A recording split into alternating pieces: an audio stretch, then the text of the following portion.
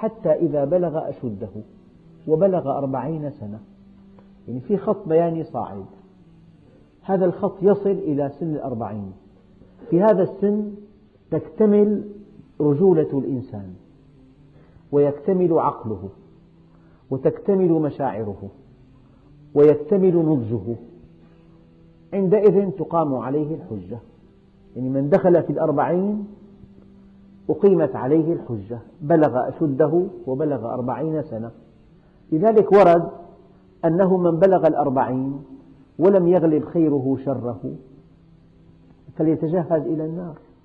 يعني بلغ 40 وما استقام على أمر الله، نضج عقله وما هدى إلى الله، انفعالاته نضجت وما اتصلت بالله عز وجل، يعني مشاعره ليست إسلامية، فكره غير صحيح، أعماله لا ترضي الله عز وجل وهو في 40. يعني بجوز تعذر شاب ب18 ب15 طايش بيقول لك ما استقر، لكن إنسان بال40 صار في عليه حجة كبيرة جدا. إذا حتى إذا بلغ أشده وبلغ 40 سنة قال رب أوزعني أن أشكر نعمتك التي أنعمت علي وعلى والدي وأن أعمل صالحا ترضاه وأصلح لي في ذريتي إني تبت إليك وإني من المسلمين. أولا أوزعني يعني ألهمني أن أشكر نعمتك التي أنعمت علي. الحقيقة لما ربنا عز وجل قال ما يفعل الله بعذابكم إن شكرتم وآمنتم، دقق في هذه الآية، ما يفعل الله بعذابكم إن شكرتم وآمنتم، معناه أنكم إذا شكرتم وآمنتم لا يعذبكم الله عز وجل. معنى لا يعذبكم يعني أنتم حققتم المراد من خلقكم. معنى ذلك أننا خلقنا كي نؤمن وكي نشكر. لماذا؟ لأن الله سبحانه وتعالى تفضل علينا بنعمة الإيجاد وبنعمة الإمداد وبنعمة الهدى والرشاد. فهذه النعم الكبيرة، أنت موجود لك اسم وعم تتلقى كل شيء، هواء وماء وبيت ومأوى وعقل وزوجة وأولاد وسائد راحة، أنت مغمور بالنعم.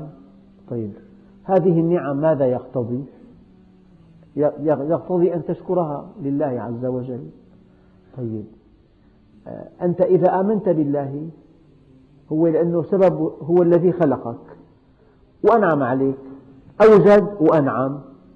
إذا آمنت به موجودا وشكرت هذه النعم فقد حققت الهدف الكبير من وجودك. لذلك ما يفعل الله بعذابكم إن شكرتم وآمنتم وكان الله شاكرا عليما. يعني حتى تشعر أن موضوع الشكر موضوع أساسي بحياتك، يعني أنت تؤمن وتشكر. إذا آمنت وإذا شكرت فقد وقعت على الخط المستقيم، على المنهج القويم، حققت الهدف الكبير من وجودك في هذه الحياة الدنيا. إذا حتى إذا بلغ أشده وبلغ 40 سنة قال رب أوزعني أن أشكر نعمتك التي أنعمت علي وعلى والدي وأن أعمل صالحا ترضاه. هون في نقطة دقيقة جدا، كلمة أعمل صالحا ترضاه أيام الإعراب بيفيدنا. ترضاه جملة فعلية في محل نصب صفة لصالحا، أعمل صالحا مرضيا عندك يا رب، أعمل صالحا مرضيا، والصفة قيد. يعني إذا قلت أنا أريد إنسان ليعمل في هذه الدائرة، أي إنسان مقبول. أما إنسان يحمل شهادة ثانوية صار الصفة قيد، فكلما أضفت صفة قيدت الأمر. فالعمل الصالح في القرآن الكريم مقيد بأنه يرضي الله. معنى ذلك في أعمال صالحة لا ترضي الله، لك يا نصيب خيري مثلا، حفلة ساهرة يخصص ريعها للأيتام، هذا عمل لا يرضي الله. يعني إذا كان في معصية، في فسق، في غناء، في رقص، بعدين ريع الحفلة للأيتام، هذا عمل صالح لا يرضي الله عز وجل. الله قال وأن أعمل صالحا ترضاه، فالعمل الصالح مقيد بأنه وفق منهج الله.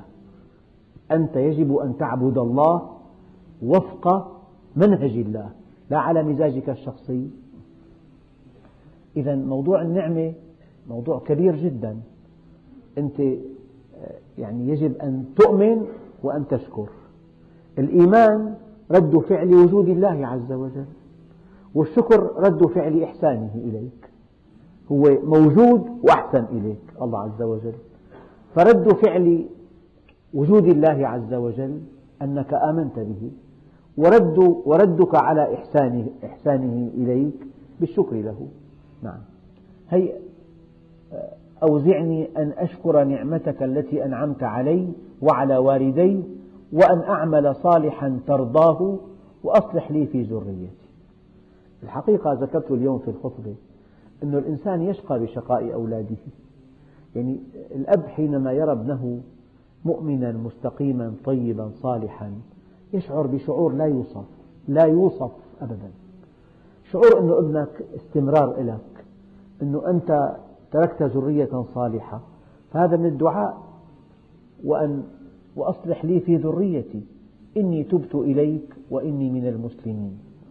فالإنسان عليه أن يصلح ذريته بالتوجيه والإرشاد والترغيب والترهيب والأسلوب الإيجابي والأسلوب السلبي، والنصيحة مرة والوعظ مرة والإعراض مرة. عليك أن تحاول أن تربي ابنك ليكون صالحا. وأصلح لي في ذريتي إني تبت إليك وإني من المسلمين. الحقيقة لما الإنسان يقول وأصلح لي في ذريتي يقرأ هذه الآية ويدعو الله عز وجل. من كان يرجو لقاء ربه فليعمل عملا صالحا. هذه الآية هي طبعا ما لها علاقة بالآية الأولى، إلا أنني أستنبط منها أن الرجاء في القرآن مرتبط بالسعي. إذا رجوت شيئا أو دعوت الله لبلوغك شيئا ما، هذا الدعاء وذاك الرجاء ليس مقبولا إلا إذا سعيت إليه. واحد دعا ربه أن يهديه، اطلب العلم، احضر مجالس العلم، هدى من دون جهد، هذا دعاء فارغ. واحد دعا الله عز وجل أن يرزقه، اتحرك، اسعى إلى أبواب الرزق. فأردت الآية فمن كان يرجو لقاء ربه فليعمل عملا صالحا. يعني إذا رجوت فاعمل، إذا تمنيت فاعمل، إذا دعوت فاعمل. فالذي يقول وأصلح لي في ذريتي، الله يصلحهم ويهديهم الأولاد، ما عم تربيهم بس أنت، ما عم تعلمهم، هذا دعاء فارغ صار. الدعاء سهل جدا ما بيكلف شيء. كل إنسان يدعو الله أن يهدي أولاده، بس الدعاء في الإسلام والرجاء في الإسلام منوط بالعمل والسعي. فأنت بعد ما تبذل كل جهدك وكل طاقتك بالرعاية والتوجيه والدلالة والإرشاد والحرص والإكرام والتشجيع، بعد ما تستنفذ كل الوسائل في تربية أولادك، ربي أصلح لي في ذريتي. الآن الدعاء يتناسب مع السعي، في أدب صار الدعاء. أما دعاء ما بيكلفك إلا كلمتين تحكيهم ومسيب البيت كله، لا في توجيه ولا في رعاية ولا في أمر بالصلاة ولا في جو إسلامي في البيت، وبتقول ربي أصلح لي في ذريتي. يعني أنا عم حب نكون واقعيين ونكون مع روح القرآن لا مع نصه. مو مقبول منك تدعو الله عز وجل أن يصلح لك ذريتك وأنت تهمل هذه الذرية، لا تحملها على طاعة الله. فإذا دعوت الله لأمر جليل ينبغي أن يرى الله في سلوكك ما يؤكد هذا الدعاء. يا رب تنجحني، ادرس حتى ينجحك. يا رب تشفيني، أنت خذ أسباب الصحة، نفذ الوصية النبوية، نفذ الطب النبوي واطلب من الله الشفاء. يا رب تهدي أولادي، أنت حاول ترشدهم، تدلهم على الله عز وجل، تقنعهم، تجلس معهم. فأنا أردت من هذه الكلمة أن الدعاء إذا خلا من السعي والعمل هذا الدعاء لا قيمة له. لذلك الله عز وجل قال: وإذا سألك عبادي عني فإني قريب أجيب دعوة الداعي إذا دعان. شوف، فليستجيبوا لي وليؤمنوا بي لعلهم يرشدون. يعني إذا آمنوا بي واستجابوا لأمري ثم دعوني الآن يرشدون إلى الدعاء المستجاب.